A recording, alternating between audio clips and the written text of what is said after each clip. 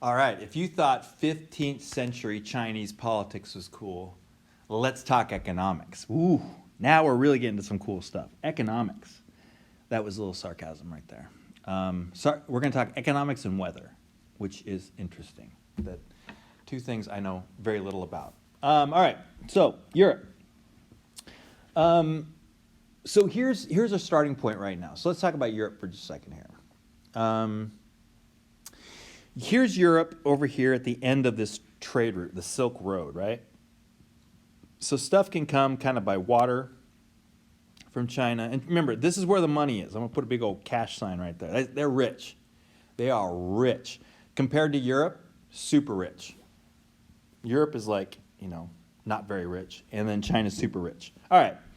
So Europe needs to trade with China. That's just how this is going to work. So stuff can come over land by the Silk Road, stuff can come by sea, but you'll note where it has to come through. It's all going to end up coming through this area right here, the Middle East.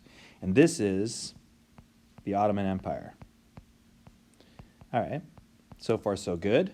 There's a couple problems with the Ottoman Empire. Number one, obviously, they are Islam, and the Christian Europe has a problem with this, but traders tend not to. But the Christian Europe says, look, do we really want to spend money on them? But that's not even the big thing. It wasn't a religious thing. I do want to point that out because that becomes part of the conversation. But the main thing is, by the time stuff gets from here, point A, China, to here, Europe, all these steps cost money. Somebody's taking a cut all along the way. Largely these Islamic empires are getting a huge cut, right there, the Walmart in the middle. And by the time it gets here, it's real expensive. So now here's the deal. Let's say that you are just, you're an enterprising trader. Here's the deal. If you can take a boat and you can do something to go around this system, like, for example, the Portuguese in the 1500s, or early 1400s, I should say, they're going to try and sail around here. If I can get over here and then back, I've cut out all that money right there. I'm saving money. That's what I'm doing right now, is I'm getting rich because I'm the middleman now. And so there is a real incentive for the Portuguese to get around there.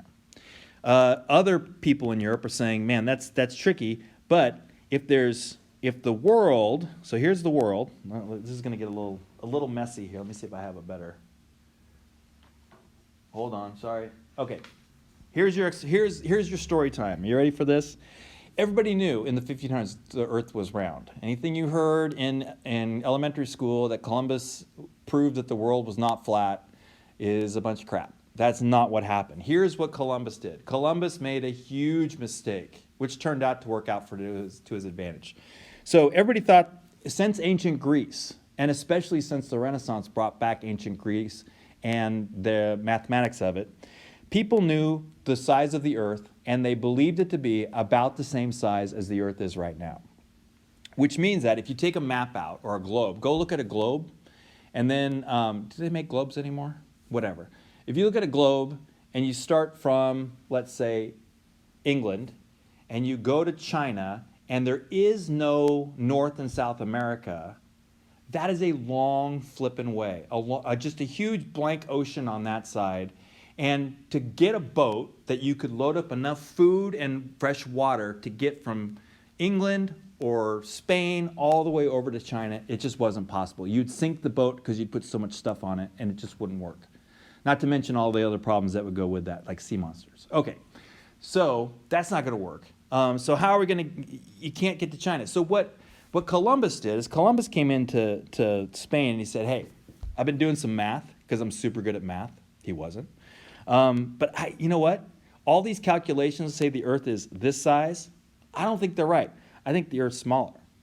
The Earth is smaller.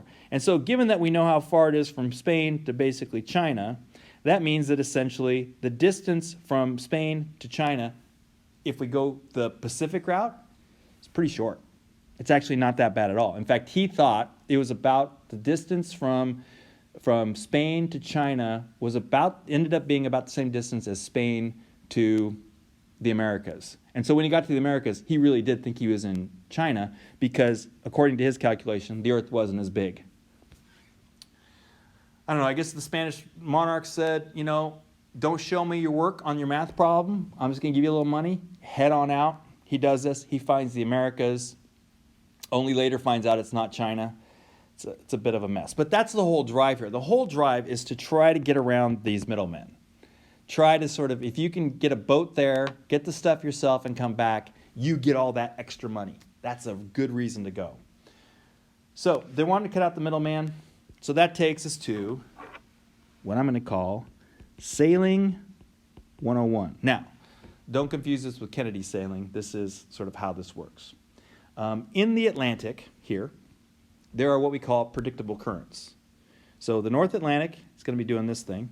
South Atlantic is going to be doing this thing. It's fantastic.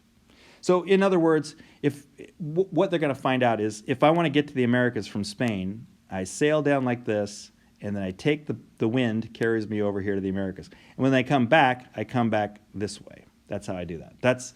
That becomes the route. Same thing down here. You just never go this way. You go down here and across and then back up, and everything's great.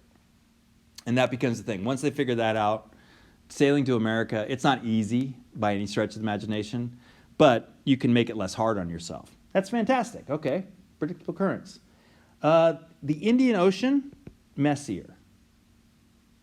At least the parts. Now down here, there's this current right here, okay? So it's going like this all the time, blah, blah, blah, blah, blah.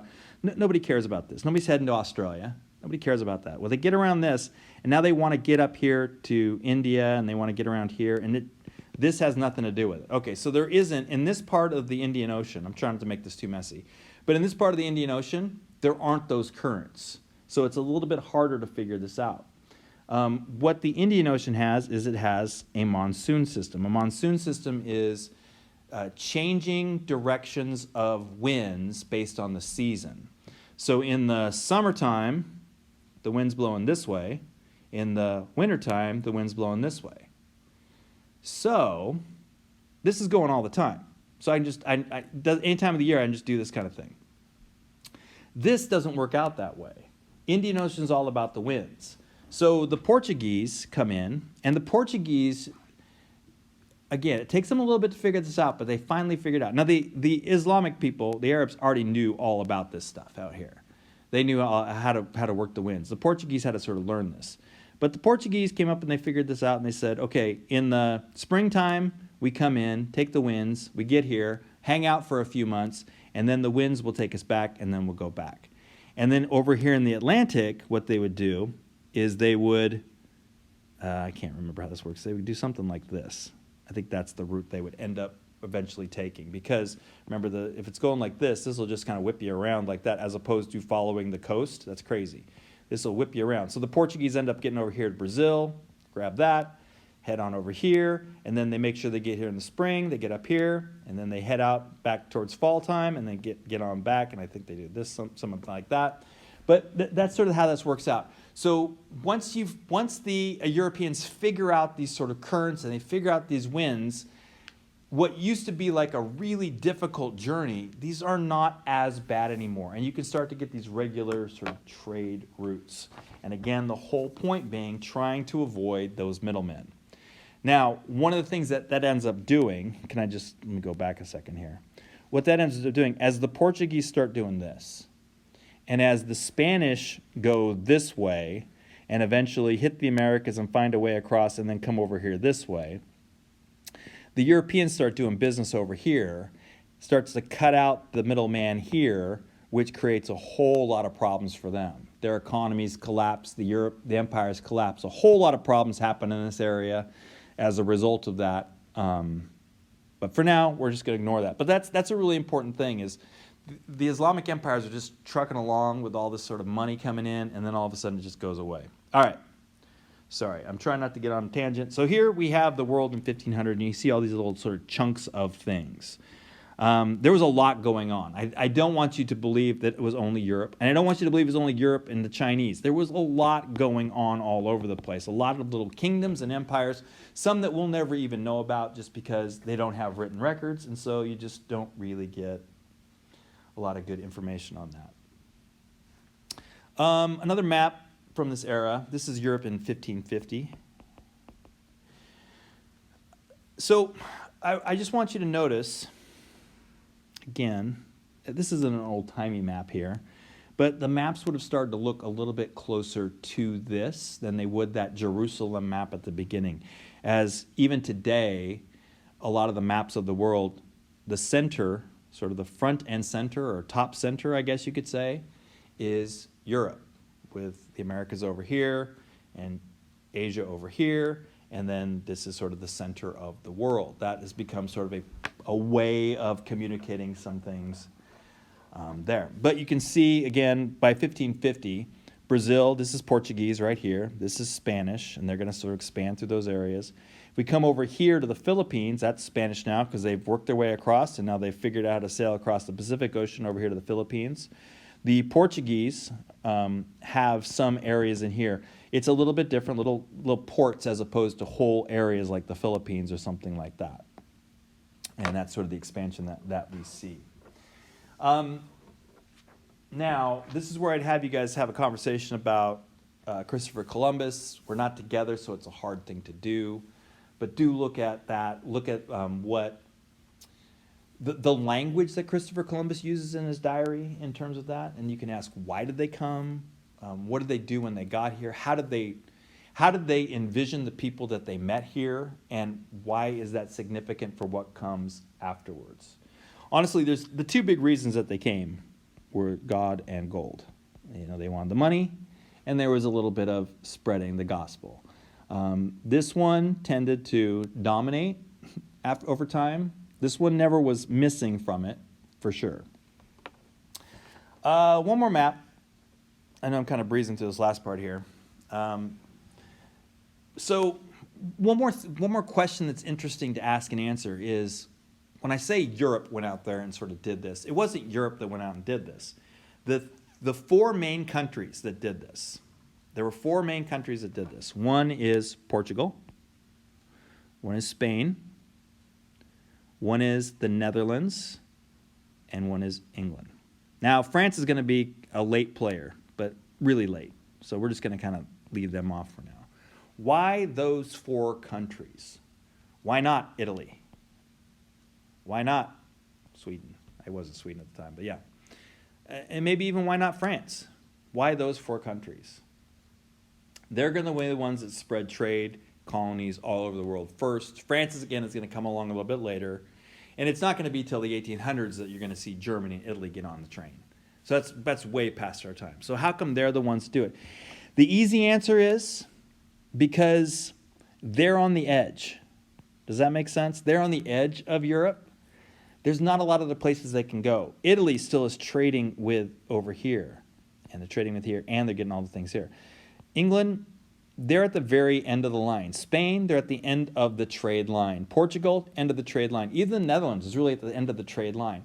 They're all at the end. And so they're getting the worst deals. They have the most incentive to go out there and get something more.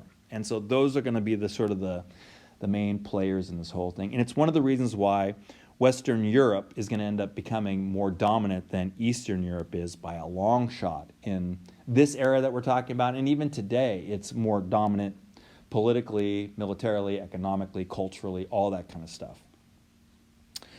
All right. This is not a great overview, I know, sorry. I did a little bit rambly than I wanted it to be. It shouldn't be rambly on YouTube. I should be much more professional, but I'm not. That's it. And I will see you guys on Friday when we're talking about